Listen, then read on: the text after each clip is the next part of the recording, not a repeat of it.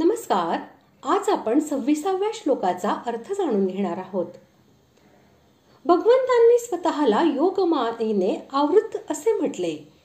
यावरून कुणी असे समजू नये की ज्याप्रमाणे जाड पडद्याच्या आत राहणाऱ्याला बाहेरचा मनुष्य पाहू शकत नाही व आतील मनुष्य बाहेरच्यांना पाहू शकत नाही, त्याप्रमाणे लोक जर भगवंताला जाणत नसतील तर भगवंतही लोकांना जाणत नसणार असे होईल. यासाठी तसेच योगमाया माझ्याच स्वाधीन व माझीच विशेष शक्ती आहे, ती माझे दिव्य ज्ञान आवृत करू शकत नाही, हे दाखविण्यासाठी भगवंत म्हणतात. श्लोक 26. वेदाहं समतीतानि वर्तमानानि चार्जुन भविष्याणि च भूतानि मां तु वेद न कश्चन.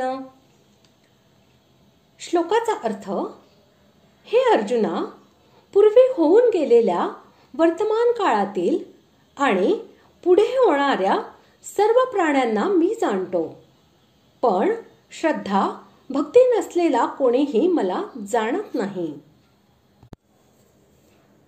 पूर्वी झालेल्या, वर्तमानात असणाऱ्या व पुढे होणाऱ्या सर्व भूतांना मी जाणतो. या म्हणण्याचा अभिप्राय असा की देव, मनुष्य, पशु व कीटक इत्यादी जे सर्व चराचर प्राणी आहेत, त्या सर्वांचे वाचक भूतानी हे पद आहे.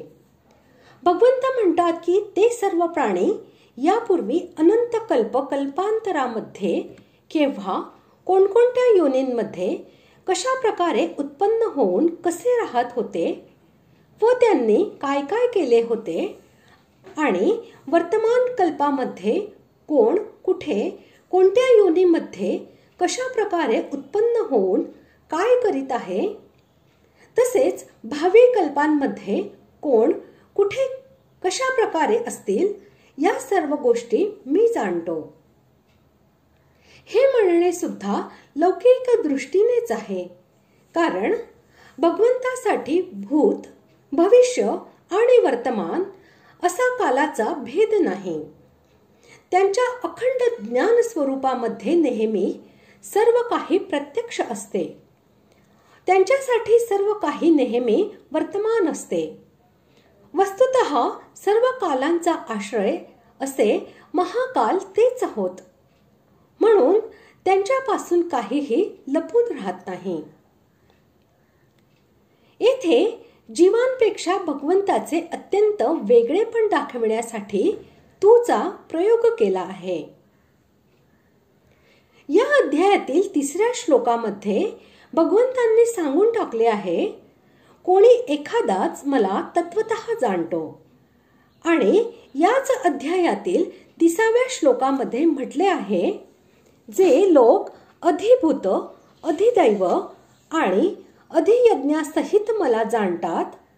याशिवाय 11व्या अध्यायातील 54व्या श्लोकामध्येही भगवंतांनी म्हटले आहे की अनन्य भक्तीने मनुष्य मला तत्वतः जाणू शकतो, मला पाहू शकतो आणि माझ्यात प्रवेशही करू शकतो. म्हणून येथे असे समजावे की भगवंताच्या भक्तांशिवाय जे सामान्य मूढ पुरुष आहेत, त्यातील कोणीही भगवंतांना जाणू शकत नाही. कश्चन हे पद अशाच माणसांना उद्देशून आहे.